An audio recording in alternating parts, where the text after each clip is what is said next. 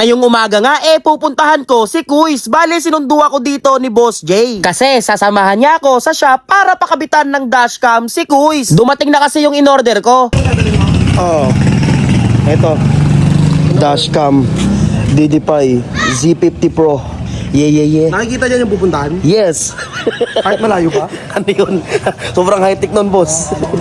Ito nga pala yung in-order ko sa online. Umorder ako sa DD5 ng Z50 Pro dual channel set nila. Base kasi sa mga nababasa kong reviews ang ganda daw neto. Kaya ito ang in-order ko. Hindi rin siya mahal kasi affordable lang. Kaya ito ang pinili ko para kay Kuis. Malinaw siya guys, mapaumaga man o gabi. Grabe, kahit gabi, sobrang linaw ng kuha neto. Pero guys, isearch nyo lang makikita nyo ang mga review ng DD5 Z50 Pro. Dito nga kinakabit na nila yung dashcam. After makabit ng dashcam unboxing na natin yan. Ang cute netong dashcam na to, kinikindatan ako. Isa rin to sa dahilan kung ba't ito ang pinili ko. May mukha kasi yung dashcam. Tingnan mo, parang nangaasar yung dashcam. Alam nyo ba guys na marami siyang features. Naka 4K UHD yung front cam niya. Sa likod naman is naka 1080p. Malinaw pa rin, kitang-kita pa rin kahit gabi na o madilim. Dahil sa AI Night Vision 2.0. High precision GPS module na rin ito. Nakikita dito yung speed, location at oras. Dito mismo sa kanyang DD5 app, may advanced driver assistance system alert na rin ito na nagwa-warning pag may biglaang sasakyan sa harapan mo. At saka up to 512GB pala ang storage nito. 4G connectivity, optional SIM, plus hardwire kit, bilis din mag-transfer kasi naka Wi-Fi 6 na. Yung mga footage o mga nakuhanan habang nasa biyahe nasa app na mismo. Kahit nakapark, may 24/7 monitoring at time-lapse mode na nagre-record ng dual views ng up to 2 days. Kahit mainit ang panahon, okay lang to dahil may super capacitor ito. 3-inch FHD screen, grabe ang daming features nito. Talagang maire-recommend ko sa inyo to guys para lagi kayong panatag habang nasa biyahe. Madalas kasi sa kalsada yung mga hindi mo inaasahang mangyayari, kaya maire-recommend ko sa inyo ang dashcam ng DD5 Z50 Pro. Parang nangaasar yung dashcam mo. Pagkatapos nga maikabit ang dashcam ko bumili naman ako ng bagong gulong para kay Kuis. Nabili ko kasi yung sasakyan na medyo manipis na yung gulong. Para safe ang biyahe, bumili na ako ng bago niyang gulong. Toyo ang brand ng gulong na binili ko. Toyo, baka naman, ang sakit sa bulsa ang mahal. Pero okay lang yan para mas safe ang biyahe natin. Dito nga sa video na to makikita nyo na pinapalitan na ng bagong gulong si Kuis. Medyo magastos nga lang pala guys kapag meron ka sasakyan, pero ayos lang kasi nakikita mo yung pinaghirapan mo at pinagpaguran mo. Sinakripisyo ko yung abs ko para mapaganda lang tong sasakyan na to. Pinalitan ko na rin pala ng mga tornilyo. Tornilyo ba yung tawag dyan? Yun kinakabit na sa magso. Sa kasamaang palad, malaki yung gulong na binili namin. Kaya tumatama siya sa bumper dun sa may harapan. Kaya ang ginawa namin pinatabas namin siya. At ayun, naging maayos na. Looking po ako ng outing ng pamilya na magdadagat o ilog. Isama nyo po ako kahit di tayo magkakilala. Pasikat ka boy!